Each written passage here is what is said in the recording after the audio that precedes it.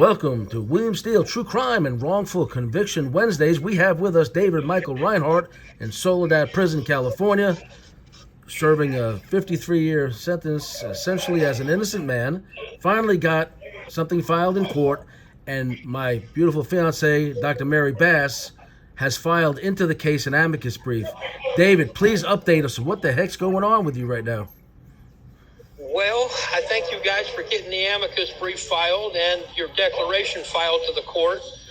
They've accepted it, and right now they're looking at my case, apparently, so I don't think they can deny this. With what I sent them and what Mary sent them and what you sent them, I think they're going to have to hear this case, and all they're going to come up with the documents is I'm illegally and unconstitutionally convicted and wrongfully and falsely imprisoned for crimes I couldn't and didn't commit that I'm legally and factually innocent of. They've got land grant deeds now showing that Fresno County was bought off, bribed to do this to me. So I don't know what they can do with it. I don't think they can retry this. I don't think they can do anything with that. So how many years have you been trying to get the Fifth Circuit, the Fifth District Court of Appeal in Fresno to accept one of your filings? Since 2008. And it seems like now that there's one of the judges that you've alleged a lot of corruption with is no longer alive, it seems like all of a sudden they're willing to hear your case. Well, it's not that they're willing to hear my case because of that. That's got something, I think, to do with it. But it's got more to do with the land grant deeds and everything that Mary found. Because that part of my trust fund inheritance was given to Fresno County to set me up and do this to me. Fresno County's in possession of stolen property. And those land grant deeds aren't for like an address of like a quarter acre or a half acre piece of land. I don't know where this land is or how big these pieces are, but they're sections of townships. And they're in possession of this, and that kind of undercuts the entire foundation of the prosecution's case against me, that Fresno County was bribed to do this. I don't think the Fifth District Court of Appeals can overlook this at this point in time. Right. I don't think they can even I don't even think they can retry me. I think they just have to say, okay, they have to vacate the conviction, go to the governor, and say this has all been going on here. We've got other victims of this now because of the declarations you guys filed, the amici that Mary filed, and there's other victims of Coleman and these people stealing inheritances and trust funds in Fresno and assets from people's estates. So for my audience to update everybody, you've been locked up about, 21 years now? 22 years, right? Now, 21. You had your first parole hearing a few weeks ago. That was denied based upon fake information the parole board relied on. They admitted to you during the hearing they never even reviewed what you submitted. They violated all their own policies when they denied you, and this is part of what's up in the appeal court. Now, David came back to Fresno, California, which 2 years in a row, second most corrupt county in the United States. They're the first most corrupt county in the United States. And people conspired with this attorney and others to steal his inheritance, and his sister ended up with the lion's share of it. Now she lives in an approximately $40 million home in San Francisco while David's indigent in prison. And we ask our fans and our supporters, please reach out to David. We'll supply the address. And I want to ask Mary, how did you come to get involved with this case, and what did you file to help David? Sure. In July of 2018, I went to the Fresno County Courthouse at BF-CISC. They have a self-help computer system for the public to use, because I want to know who the hell is this William Coleman, a total stranger to me and my family, who has not only filed into my late stepfather's probate case, which is an unnecessary probate, but he has also opened a probate case for my late stepfather, Larry Revis, who was murdered. And Coleman and his friend Don Vincente, upon information, belief, and evidence pointing to this, embezzled roughly $1 million. So my stepdad's murdered, boom, all his money's missing by these crooks I've never heard of, which is really saying something. That's when I started looking into Dave's case. So I found Dave's case in 2018. I thought he was an attorney because he had sued Coleman and the lawsuits looked very serious. Then I saw the address changed to KBSP and I thought, they put an attorney in prison over this? what the hell is this? And then I started to further understand what was going on. And when I saw the brutal viciousness of which Dave was attacked in his own family home by the sheriffs and the police, I thought to myself at that moment, my God, they're going to kill me in my home. They are. They've tried to do this before. I'm no Dave Reinhardt. I can't fend these people off. I don't know all the laws and rights. I don't have those advantages. And it was at that point in 2018 I began to realize the seriousness of this racket and the underworld in which they operate, which was really unlike anything I've ever seen, which is kind of saying a lot because I grew up in a criminal defense law office around many criminal defendants and some questionable, talented attorneys who I love very much. So I thought I had seen and heard it all, but this is a racket on a different level. So you say all that to say this. We have, Mary has filed an amicus curiae brief into your case, which means friend of the court brief. Nobody's really stood up to help you like that before. Mary did it because she found you directly being victimized by some of the same people that victimized her and caused her to actually have a wrongful conviction herself. So that's in the process of being cleared. However, these people play for keeps, and they have you in prison for all these years. I put an affidavit in. I'll tell my audience, if you do some research, you know I'm a reality TV star. I'm very, very humbled by that. I'm a public figure on Inmate to Roommate on A&E Network. Mary's on the show as well, so she's a reality TV star. There's only 3 of us in that line of work in this country that work with wrongful conviction cases. Now, we don't have big bucks. We ask for assistance for supporting Dave and to get these stories out, putting a spotlight on these stories. Kim Kardashian is the only other reality TV star working in the arena of wrongful conviction. 3 of us, that's it. So Dave needs help. We ask other people to reach out to him to give him some moral support. If you want to help him with some money even, I'm sure he's more than happy to accept it. He's a very humble guy, never asked for anything, and he's been in prison a very, very long time with nobody helping him except for the little bit we've been able to do over the last few years. Dave, what does it mean to you that people have finally come to your aid after so long? Well, I'm possibly going to get this kangaroo court conviction overturned. It means my freedom.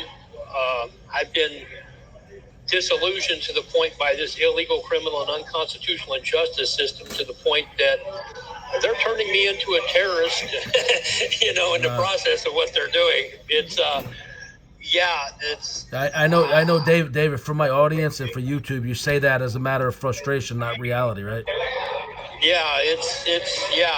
I'm frustrated to a point. This illegal system in California is absolutely broken.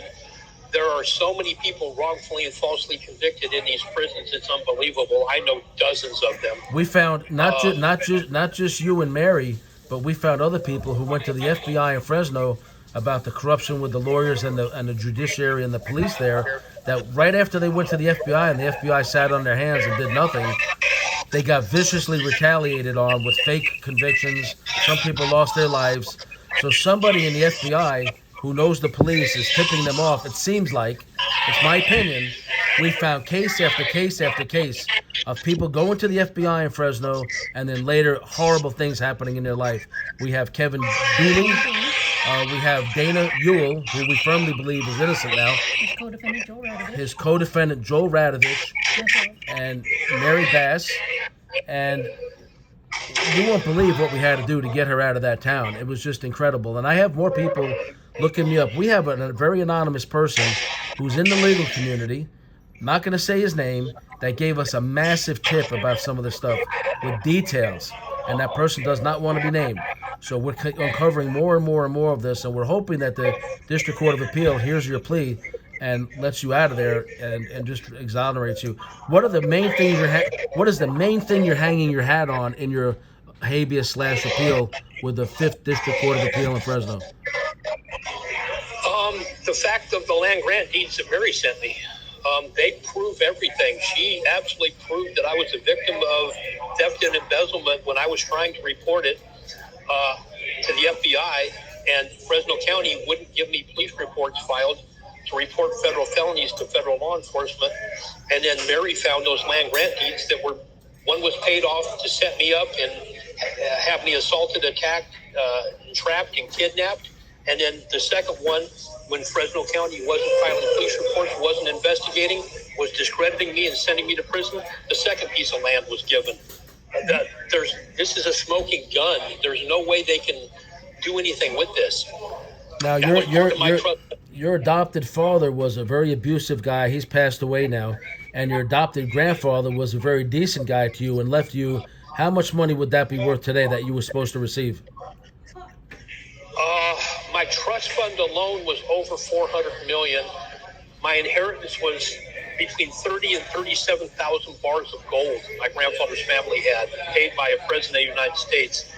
And in 2010, gold was worth $3,115 an ounce, which was about $1 million a bar. So that takes it up to about $35 billion just in the gold. Then the gold coins, they were worth $500 million when I was born. At today's value, they might be worth $20 billion. Million or billion? B as in boy. Wow, Dave, that's a lot of money. And what else was involved? Well, there was a box of gold coins that was 2 feet by 2 feet by 3 foot deep, stacked in there like rolls of quarters. How you stack a roll of quarters, one on top of each other, sitting flat, from the bottom of the box to the top, from side to side and front to back. That was my grandfather's family's coin collection. There were 4 stamp collections that had every stamp in the United States. There were one stamp collection had every stamp in the world, but they were on envelopes. My grandparents' families would mail letters to embassies or people in foreign countries to get them to mail letters back and get stamps from all over the world. There were silver coins of like every silver coin that was ever minted. There were things called I can't think of the name of the blue dollar bills, the silver certificates. There was a whole huge box of those. There were silver bars. There was a bunch of Franklin Mint coin collections and coins. So bottom line, coins of president. Bottom line, where did all this wealth come from, and who was your adopted grandfather? What kind of person was he? He was a Mason. His family was in the Masonic Temple. He came from Missouri during the Depression and moved to California. The gold and everything was supposedly given to his family by a president of the United States. There was a document hanging on the wall signed by, I think, John Quincy Adams, where all this gold came from. It went from grandfather to grandson, down through and leapfrog down. It supposedly was between 30 and 37,000 bars of gold. My grandfather had the documents hanging on the wall in the dining room. My grandmother lit them on fire when some candles fell over on some poinsettias at Christmas time on the dinner table, and he had to bring the garden hose into the dinner table to put them out. 3 of the pages got burned, but the last page had the president's signature on it and seal and the date and everything. This would be at the National Archives or the Library of Congress. I don't have any way to sit there and find it. My adopted parents had it in the house. When this all started, my adopted mother grabbed it, her and Rojas grabbed it and took it out of the house, so I couldn't find it. I couldn't get a hold of it and read it. But possibly my adopted sister has it now. So your adopted grandfather was a very good man. He treated you well. Yeah, he put me in the family. His daughter couldn't have a child, and he went through the Masonic Temple to arrange my birth so his daughter could have a child. My adopted parents couldn't adopt because Scrooge, my adopted father, was such an asshat. No adoption agency would give him a kid. So my grandfather went through the Masonic Temple and put a Job's daughter and a Dee Malay together. He was on his way to Vietnam. She was the great-great-granddaughter of Balch Hydroelectric, which is now PG&E of the Western United States, Pacific Gas and Electric Company. There's 7 inventors in my family. It's hereditary. My natural father, he supposedly was Ike Clanton's great-great-grandson from the OK Corral, and he was on his way to Vietnam in 1964. So they put him and her together and got me made so my grandfather could have a properly bred child for his daughter. Hey Dave, It's, a lot of yeah. I always on my shows want to address both sides of the story. So we had a comment or two on one of your earlier shows, which we know is a lie. It was just somebody being mean. But you were evaluated. They offered you time served, right? Now, Yeah. and instead you said no. Yeah. I want my inheritance, and that's what I came to town for. They baited me up to come here. Yep. You set me up. Yeah, I'm not crazy. I'm not this. I'm not that. So they also had you evaluated psychologically, because some people have said, like at least one person said, "Oh, well, he's not. He's delusional. He's this. He's that." I want you to address No. I want you to address the people directly who would say that to you and convince them otherwise, if you have something. Okay. I was working at a medical lab, and I stumbled over a way to prevent breast, uterine, cervical, and childhood cancer and carcinogenic birth defects. If I got any kind of headway with this, everybody would say, well, why didn't you go to college? If you're intelligent enough to put up a way to prevent cancer, aren't you a doctor? Well, my adopted parents stole, forged, and cashed all my U.S. Treasury savings bonds my grandfather gave me to go to college. When this all happened, my adopted mother started off saying, don't listen to him. He's mentally unbalanced, he's homeless, and he's on drugs. They took me down and drug tested me. I'm not on drugs. I just smoke a little pot. They then sat there and got a hold of my attorneys in court. Blickenstaff did, along with my adopted father. And when I tried to fire my dump truck attorney, Ralph Torres, in court, I told him to file a demur or a motion to dismiss these charges against me. He refused. When I said he's fired, he said I was incompetent, and had two doctors in Fresno, paid professional witnesses, say I was incompetent. I was sent to a mental institution to plead insanity. I refused to do so. They sent me back to court, and I again tried to fire this dump truck attorney. And then he tried to tell the judge that I'm refusing ordered medication, trying to get me stuck with a needle to force the liquid lobotomy to burn out my mind. I told them that they're about ready to die on that one. And they sent me back to the mental institution again to say I'm incompetent and plead insanity, absolve everyone of liability, and give up entitlement to my trust fund, inheritance, and savings bonds. In return for time served, probation, and Social Security for the rest of my life, I refused. When they got me back into court, they gave me another attorney. He said he didn't want my case. I told him to get off my case. He wouldn't. I told him what evidence to gather, what investigation to do.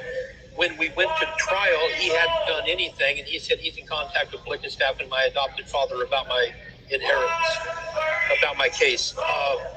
At that point in time, he said I better be very careful or he'll put me in a mental institution for the rest of my life where no one will ever believe me. He brought in a doctor to explain what delusional means to the jury right before I testified on my own behalf, so discrediting my testimony so no one would believe anything I had to say. And Fresno County's been using this the entire time. The judge in the case said, all allegations I make are based solely on paranoid, delusional thinking and my mistaken belief in a mass conspiracy of victimization by my adopted family, law enforcement, the courts, and others, which is exactly what's going on. But he put this in a statement in my case so no judge would let me state a prima facie case for relief. Then under Henry Lawler, if taking the facts alleged as true, petitioner has established a prima facie case for relief on habeas corpus, then an order to show cause should issue. Because my case is rejected under Lawler, under Henry Clark, it says it's long been the rule that absent a change in the applicable law or the facts, the court will not consider repeated applications presenting claims for habeas corpus previously rejected. So because they rejected my case under Lawler, my case has been barred under Clark. So no California court will hear my case. So I can't get any headway into this thing because everybody is taking what these people say is true, even though they're all lying, and I'm the only one that's been telling the truth the whole time. Right. And now Mary has proved this. So now the appellate court is sitting there with all these land grant deeds, the FBI documents, the U.S. Treasury documents, showing that my bonds were ripped off, that I was asking for a police report filed for the FBI, and that bribes were paid to Fresno County, and that my trust fund and my inheritance was being embezzled by my adopted parents and home. So right now, all that BS at Fresno County my adoptive parents and Blickenstaff and Coleman have tried to put forward to cover and conceal their criminal misconduct, it now just that fog evaporated. Now they're sitting there with proof and evidence from the county recorder's office that this is all true. So they can't say that anymore. And I've been battling this and battling their misstatement of facts and lies for 21 years. The prosecutor lied to the court and jury to justify my conviction and to justify the police activity, saying Mariel Reinhardt gets this irrevocable trust, when on page 33, 10th day of the trust document, it says she's the sole trustee. And you can't be a trustee and a beneficiary at the same time. The jury didn't know this, and this dump truck attorney, the district attorney that prosecuted me, said he took a class in law school, so he's going to explain to the court and jury what this trust means. And that's acting as a witness in court against me. And then Coleman got up and lied in court, perjured himself, saying that, Mariel Reinhardt gets this irrevocable trust, when he did a document back in 1987, signed, done by him with his signature and everything on it, saying Mariel Reinhardt is the sole trustee of the Maxwell Family Trust. Okay, Dave. And, yeah. We're about to run out of time. Listen, we're going to have you back on in a few days. I want to update my audience. What's going on with you? You finally are in the court. You have presented new evidence to them, proving what you've been saying for 21 years. And our hope and thoughts and prayers are with you that you get some justice in the coming days and weeks, and or that they appoint you an attorney, which you did ask for. Mary and I are with you. Yep, 100%, 1,000%. Yep. All right, Dave. Yep. Give us Okay. You give guys us a have call. a good one. All right, we're glad you got into court. I know you're optimistic now. Let's hope they do the right thing this time. If not, we know what next steps we have to do. We actually did put out a press release, and I put an affidavit in support of the amicus brief that Mary filed as well. Okay. Well, you guys have a good day. Thank you. Okay. All Have right. a good day, Barry. Bye. All right. Okay, bye-bye. Bye.